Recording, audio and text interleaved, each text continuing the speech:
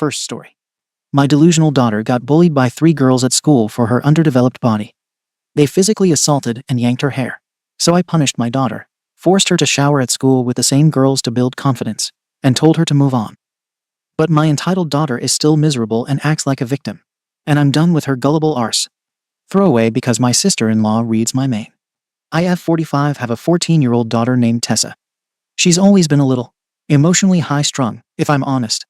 She's bright and creative, but she overreacts to a lot of normal life stuff, especially around school. Honestly, it's been an uphill battle parenting her through middle school, because everything turns into some dramatic ordeal. For some context, Tessa is a late bloomer. She's just now started puberty, while most of the girls in her grade seem to be way ahead physically. This has been a big insecurity for her for the past year, or so. She compares herself constantly to other girls, especially on social media.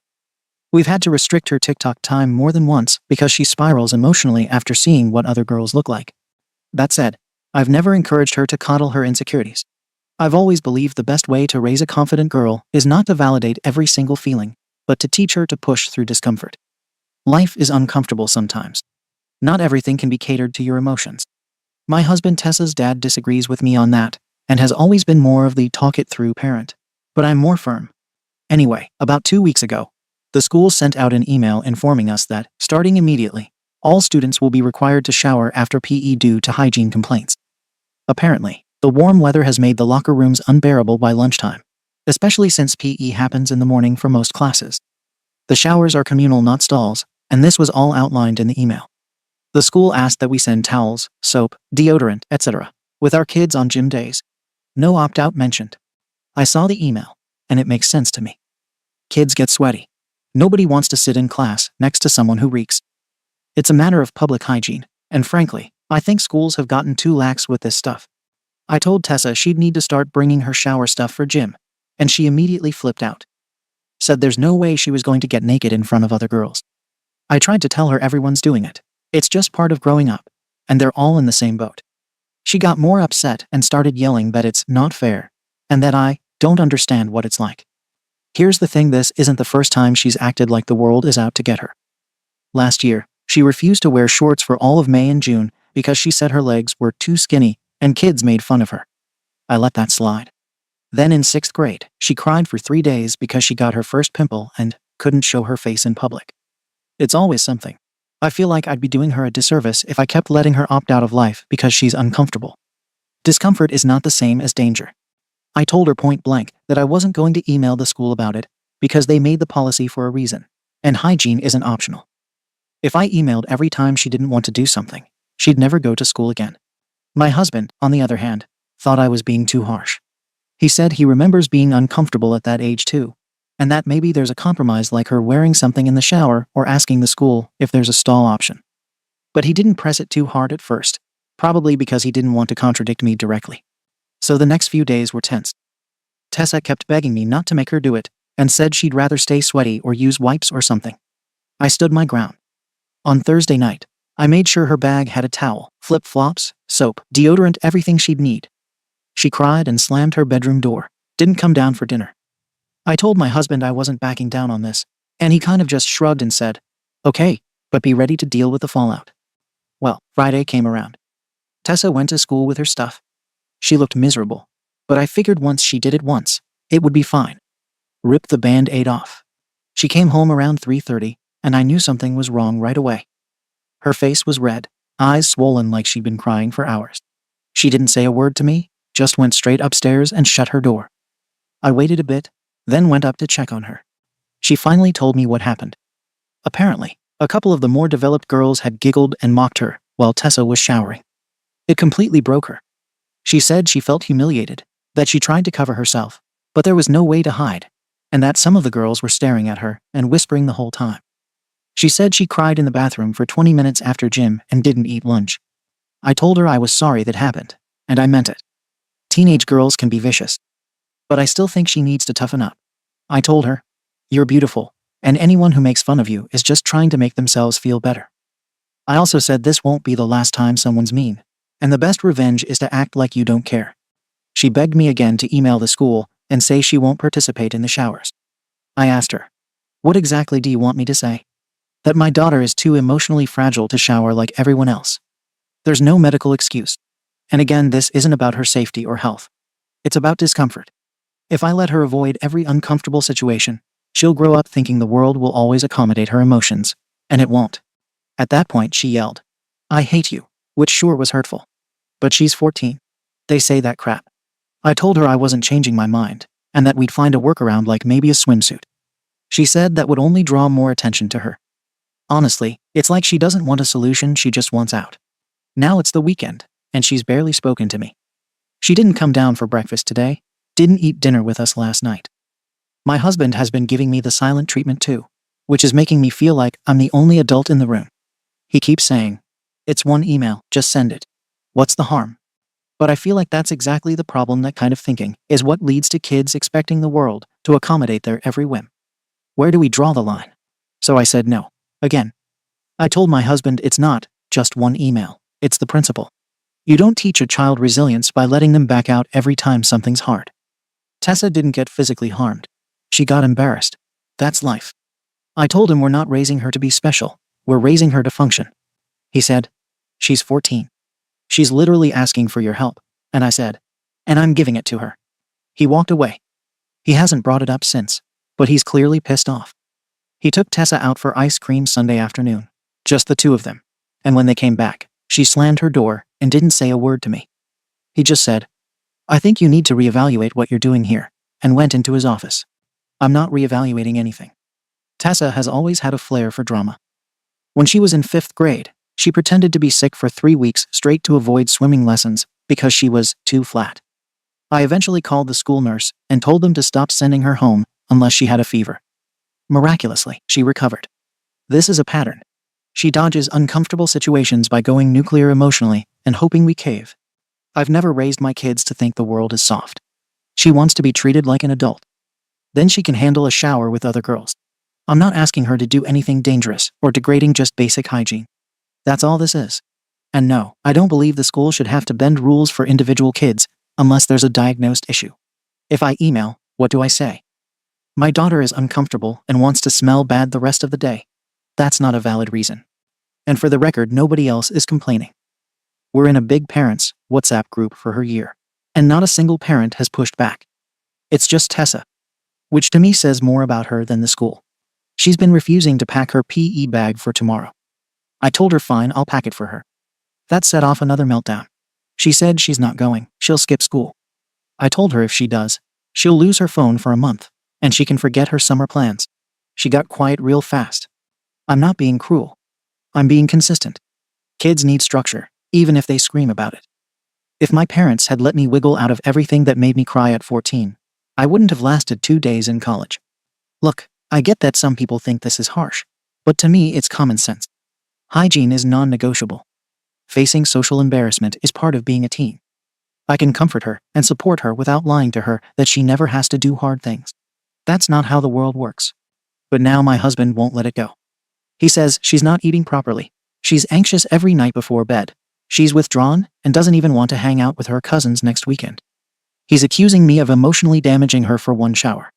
Says I'm being stubborn for no reason. I told him he's being manipulated by her tears, and that this is exactly how she's trained both of us in the past tantrums until she gets her way. He said maybe the problem isn't her manipulation. Maybe it's me being unable to back down, even when I'm wrong. I don't think I'm wrong. She's clean. She didn't die. And yes, maybe she's embarrassed, but that passes. That's part of growing up. Now everyone in the house is acting like I'm the villain for enforcing basic rules. I didn't hit her. I didn't scream at her. I just told her to shower after gym like everyone else. That doesn't feel unreasonable. So, Ada. Comments. Comment 1. Okay, this is layered. I don't think you're malicious, but you're parenting from a place of fear that your kid will grow up weak, dependent, fragile. So you're overcorrecting. You're not hearing her because you've already decided what her motives are before she opens her mouth. That's dangerous. Tessa isn't asking for the world to change for her. She's not refusing gym. She's not asking to skip school. She's saying, "Can I have some privacy while I shower?" That's not manipulation. That's boundaries. And you bulldoze them. Also, you're not in competition with your daughter. This isn't about who wins. But your post reads like it is. Like every time she's upset. It's a test of your authority, and you have to hold the line. Your husband sounds like he sees the emotional temperature here and is trying to de-escalate. You're dismissing that too. That worries me more than anything. Comment 2. I'll be the minority voice here and say the school's policy is already bullshit. Communal showers should have been retired in the 90s. This isn't about hygiene, it's about lazy policies and institutional control. So yeah, the school sucks. That said, you're still the here because your kid came to you with a vulnerable, deeply personal issue. And you turned it into a battle of wills. You decided your hill to die on was, she needs to toughen up. And now everyone's miserable.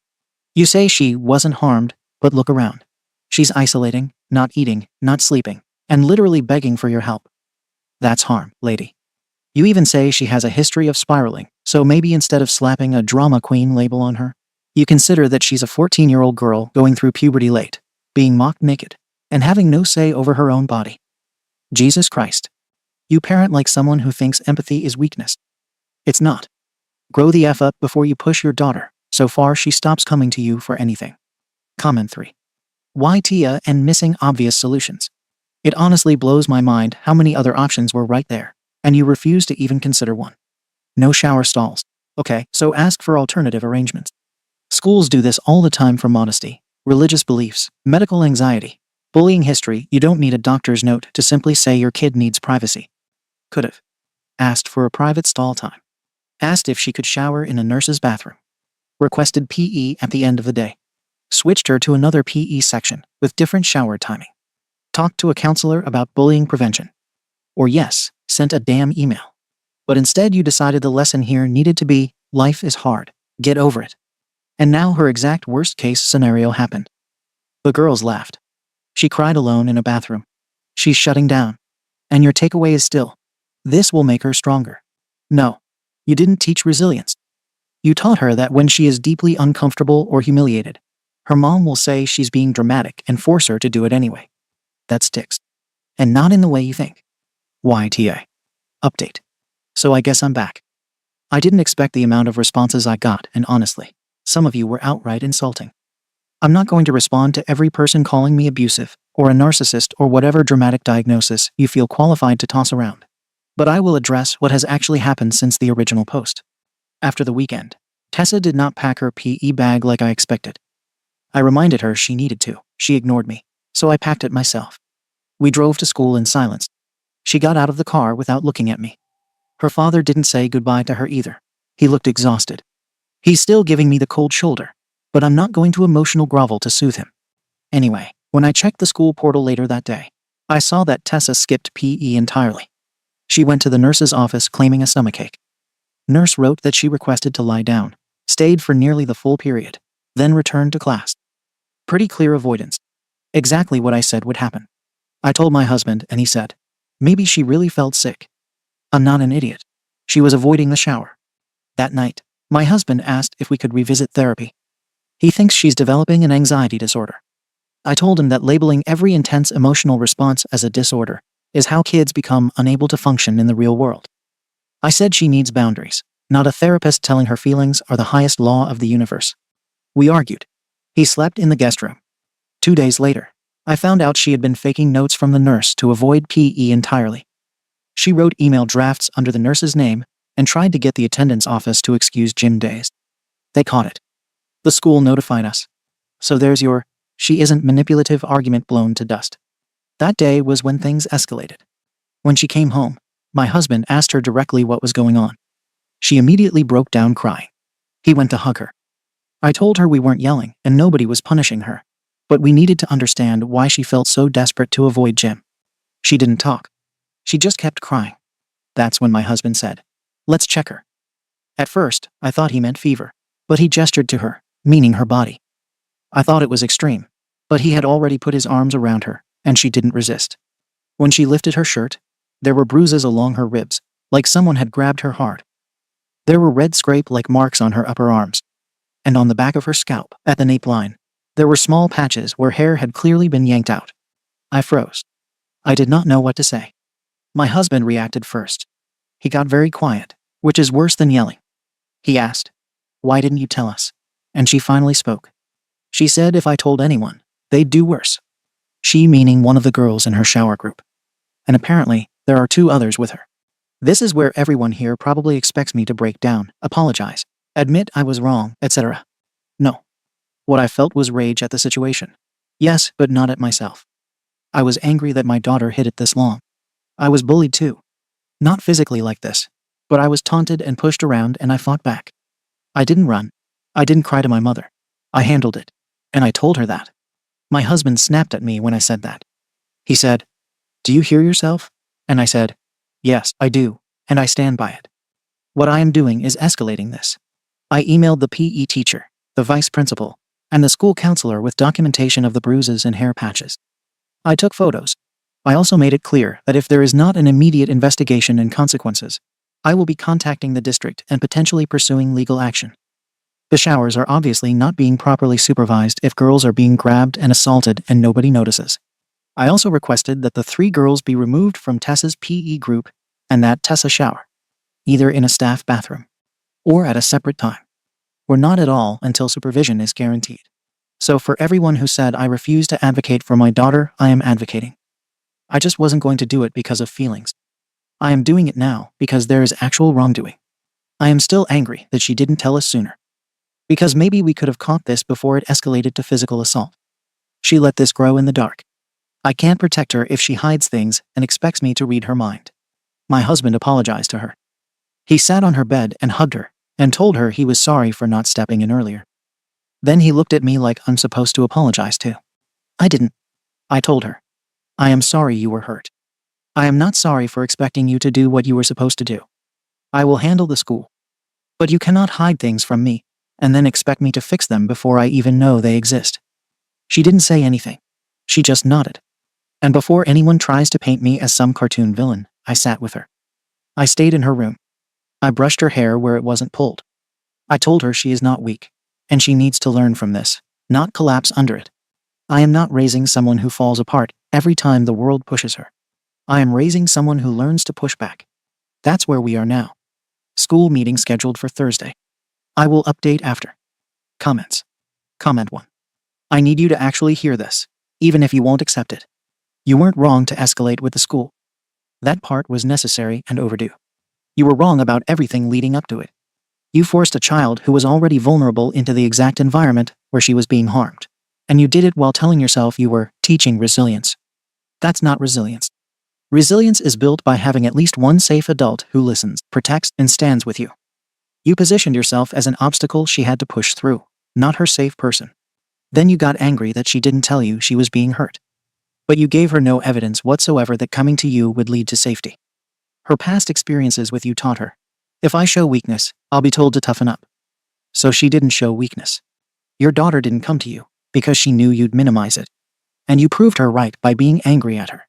You don't have to apologize for your parenting philosophy in general, but you do need to acknowledge that your approach prevented her from asking for help in a moment when she desperately needed it. That's the part you refuse to look at. Comment 2. Okay. I work in a school. Let me explain what went wrong in plain terms.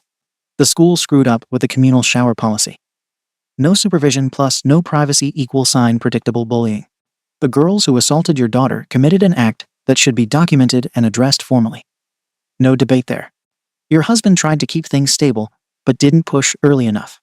Your daughter hid the abuse because she was scared. But you did something I see often in parents who grew up tough. You confused survival coping with strength. You say you fought back. You didn't have anyone to help you, so you became someone who didn't ask for help. That's not strength, that's trauma wearing a work uniform. And now you're applying that same logic to your daughter and calling it teaching resilience. Resilience isn't suffer and shut up. Resilience is, I can ask for help because I know I'll be protected. She didn't know that with you. You don't have to grovel or collapse emotionally. But you do need to change how you respond when she is vulnerable. Otherwise, she will simply stop coming to you at all. Comment 3. I was exactly your daughter. Late to develop, physically smaller, insecure, and I got humiliated in locker rooms too. The difference is, my mom believed me the first time I said something felt wrong. She didn't treat my fear like weakness. I didn't learn, life is hard, and I have to toughen up. I learned, I have someone in my corner when life is hard. And that is why I turned out confident. You're acting like your daughter should have come and told you about the bullying, but from her perspective, why would she? Every time she shows vulnerability, you treat it as failure. She wasn't scared that you'd be mad at the bullies. She was scared you'd be disappointed in her. Your reaction proves she wasn't wrong. The fact that you found bruises, hair missing, and your first emotional stance was anger at her is a lot. You don't need to apologize for not seeing it sooner. But you do need to apologize for making your daughter feel like she couldn't come to you. Until you do that, she's alone. Even in a house full of people. And nobody gets stronger by being alone. They just get quieter. Update. So, yes, the school investigated. They sat us down with the PE staff, the counselor, and even the principal. I presented the photos, the emails, everything. And they took it seriously. The girls were suspended. One was moved to another homeroom. The PE teacher, gone. Not retired, removed from locker room duties, and now reassigned to something else. And Tessa was given full private access to a staff bathroom for showering, no questions asked. So for everyone saying I wasn't protecting my kid, I did. I fixed it. I handled it. I made sure nothing like that will ever happen again. That's what a parent is supposed to do. But apparently in my house, that's not good enough. My husband, the one who couldn't make a decision about anything when this started, has now made himself Tessa's emotional savior. After the meeting, I came home to him telling his entire extended family about what happened. Not just the facts. Every gory detail, laced with commentary like, I wish I'd stepped in sooner, and I regret not standing up to me more. And of course, his mother jumped in, followed by his sisters, and suddenly I'm the villain in a family group chat. They said I owe Tessa a public apology. For what? For not reading her mind while she hid bruises under her clothes and said nothing. And now, after everything was handled, after I did what they all wanted and made the school step up, Tessa doesn't want to go back. Not just to gym. Not just to PE. The whole school. Says she's not ready. Says she doesn't feel safe. That people are whispering about her. That she can't face the girls, even though they've been suspended. She says she needs time. My husband is fully on her side. Says we should let her stay home and recover emotionally. Suggested we give her the rest of the semester off, since it's May anyway. I said no. I said the exact same thing I told her. The world doesn't stop when you're uncomfortable. That's not how life works. That's not how you grow. I even offered compromises. I bought her hygiene wipes so she doesn't have to shower. I gave her the option to change clothes privately. I told her she could skip lunch and come home early if it helps her ease back in. She refused all of it. Says she can't. I said she can. She just doesn't want to. Big difference. The breaking point came when I walked into the living room and found my husband and daughter looking at applications for another school. Some charter place 40 minutes away. They'd already emailed admissions. Just decided, without me, that they were going to start fresh in the fall. I said absolutely not. That school is too far, too disruptive, and frankly, unnecessary. Why would we uproot our lives when I just made sure this won't happen again? Everyone in the building now knows who my daughter is, and that she is not someone to be messed with. She's protected now more than ever. People are on notice. And what does she want to do? Hide at home. Let the fear win. Start over somewhere new, where nobody knows her, which sounds noble until you realize it just means she's letting what happened define her. I won't support that. I won't let her grow up thinking the world will cater to every trauma if she cries hard enough. I said it to both of them. I didn't go to war with that school, get staff fired, get bullies suspended, just so she could drop out. No, she is going back. She is going to finish the year. She is going to walk into that building with her head up, because the message has been sent loud and clear. You don't mess with this girl. But of course, I'm the problem. Now my husband barely speaks to me. He's sleeping in the guest room again. Tessa acts like I'm some villain from a teen drama. His family keeps calling to check on her, like she's been through a war zone. And I'm sitting here trying to hold this family together, while they all treat me like the one who caused the damage instead of the one who cleaned it up. So yeah, Ada? Because from where I'm sitting, I did everything right. I followed the school's hygiene policy. I enforced boundaries. I didn't cave to emotional manipulation. I responded when it turned into something serious. I took action. I protected my daughter. And now, somehow, I'm the one being isolated. I didn't expect a thank you. But I didn't expect to be punished for doing the job no one else was willing to do. So tell me, am I really the arsehole? Comments. Comment 1. YTA. You think what you did was protection, but what you actually did was wage a war to prove you were right. You didn't protect your daughter, you weaponized her trauma to feed your own ego. You're so obsessed with being seen as the parent who handled it that you didn't once stop to think about whether your daughter even wants that kind of reputation. You think the other kids are scared of messing with her now. Great. Now she's just the kid with the psycho mom. You won what? A school policy fight? A petty moral pissing contest with teenagers. Congratulations. Meanwhile, your daughter's terrified to walk into a building. Your husband can't stand to be in the same bed with you. And your in-laws are practically lining up to stage an intervention. But yeah, tell yourself you're the strong one. You're not strong. You're emotionally tone-deaf and incapable of admitting you messed up. Hope your husband grows a spine soon. At least one of you should be parenting with compassion. Comment 2. YTA. You're proud that you won against the school. But what exactly did you win?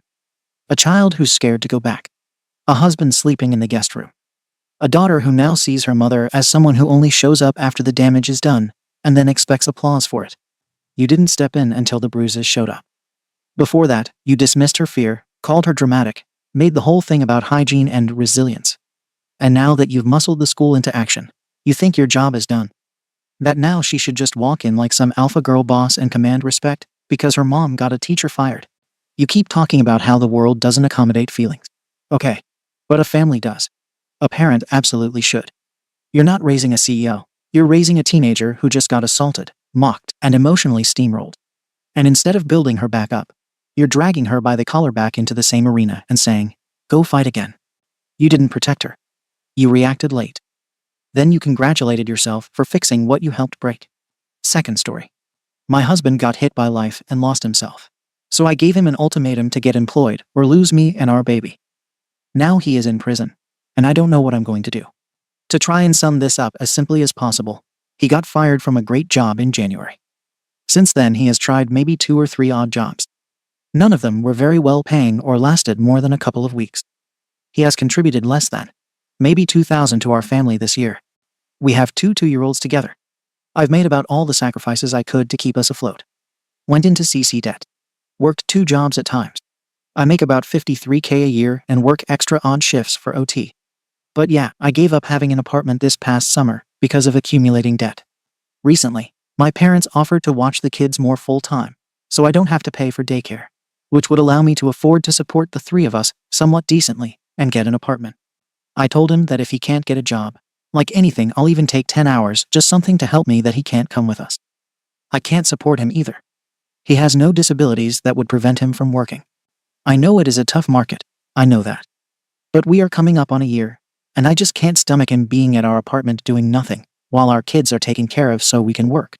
In any way possible. So if he can't do this, is it fair for me to say he can't come with us? Edit. About why I was paying for daycare.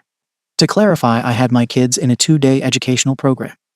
It was hard to afford, but I was doing this for their benefit. They are smart and deserved hands-on experience and the social aspect. My mom has offered to take this over for us until I am more financially secure. So not daycare, more like a school curriculum.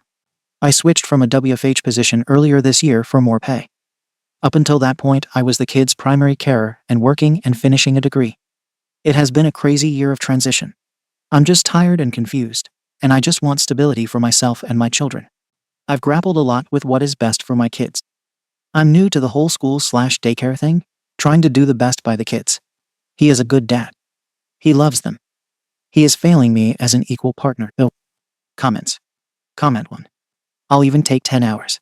Stop begging for the bare minimum. All it will do is teach him to do the bare minimum. And even that will only be in short bursts.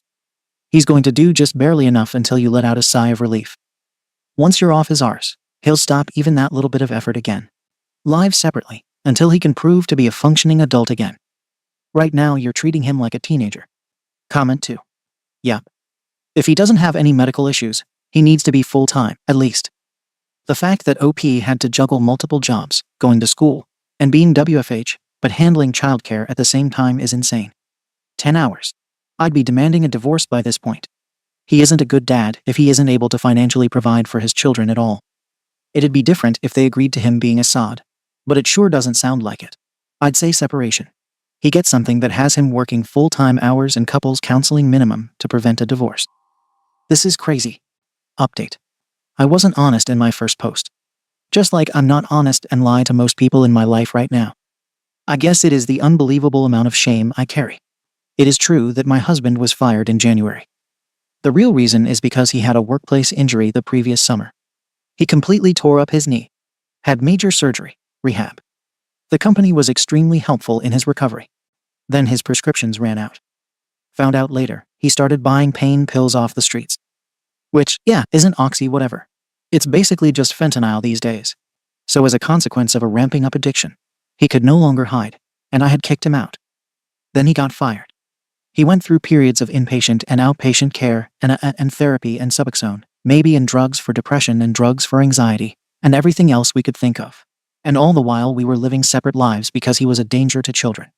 Why am I still so attached? How the F were any of us supposed to foresee this happening? You fall deeply in love. You get the ring and the kids. Life is going pretty well, always with its challenges. But that is just like life. It is effing hard. I'm not even sure what the point of my post was. It didn't really make much sense because, yeah, he is an able person. Why can't he just get a job? Come on, dude. Or be a stay-at-home dad. You all, I would have loved to give him that privilege. If only. But people with substance issues can't really keep a job. Definitely can't be around kids. A lot of people read my post. Took time out of their day. Most of it was just criticizing us. But I mean, that is what everyone does to everybody most of the time in real life too. Still, I have been feeling some type of way about it all being based on a lie. I want a life with him. He does love his kids.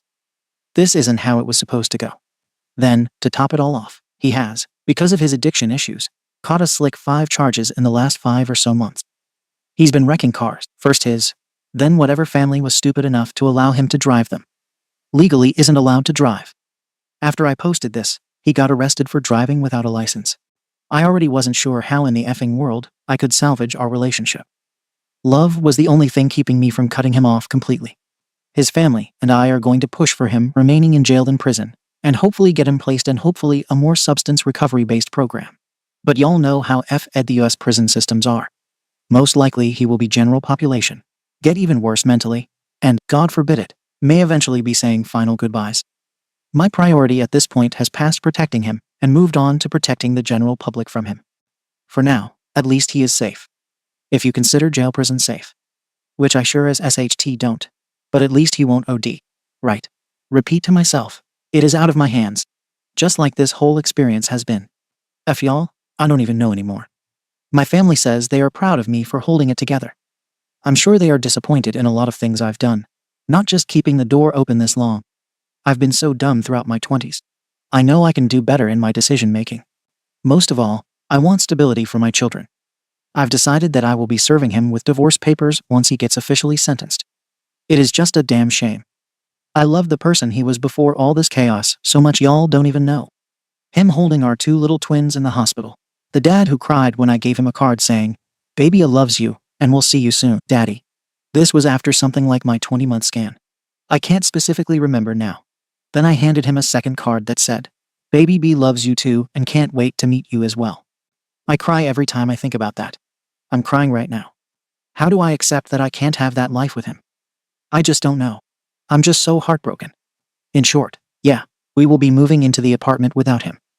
We will be moving on completely in life without him. Maybe one day he can join us again. And we will have more special and meaningful days. Maybe not. It's out of my hands. I appreciate y'all. Y'all can tear me up for all this. That's perfectly fine. I deserve it too. I'm not a saint. I've said horrible things to him throughout this time. I have been so angry and resentful about how this past year and a half has played out. But I'm ready to finally move on. I'm just going to leave this here, and probably not return to this account. For those of you out there that are dealing with anything like I have, I'm so effing sorry. It destroys not just the addict's life, but anyone who cares about them. As long as you care about them. And it isn't ever easy to say goodbye to someone you love. Not in normal circumstances or the extreme. Just know that you are not alone. I tried Al-Anon, but wasn't able to establish a community. There are resources and genuinely caring people and support out there if you need that. Take care, y'all. Comments. Comment 1. That's a heavy and heartbreaking story. You are very strong. Also, suffering such an injury must be a heavy hit. We are all just people. I wish you all the best, even in those dark times when light is scarce. Be here for your kids and yourself. Don't hesitate to ask for help from whoever you can. You don't have to face this alone. Find therapy if you can. And if you still have energy, be here for your husband if you want to. As a person that worked with addicts, having family that cares about you is an absolute game changer for such a person. But again, put yourself first. Comment 2. You need therapy. Comment 3. A lot of it. Comment 4. You need to protect yourself and your children. You made the right choice. You can't be his nurse or nanny. You should break it clean. Don't leave the door open for him, and let him beg to come home when he isn't ready. Make the divorce official. If he gets himself clean and 100% back together, you two might not be together, but like you said, at least he'll be alive. Maybe one day, he can be that good person again, but he's got to expect that you might be remarried by then. You can't dangle yourself out there like a carrot. Some people don't get help until rock bottom. He can't hit rock bottom if he thinks you'll pick him up. Thank you for watching the video. If you are interested in listening to these kinds of stories, we've got more in store for you. Simply subscribe to our channel, hit the like button, and share it with your friends.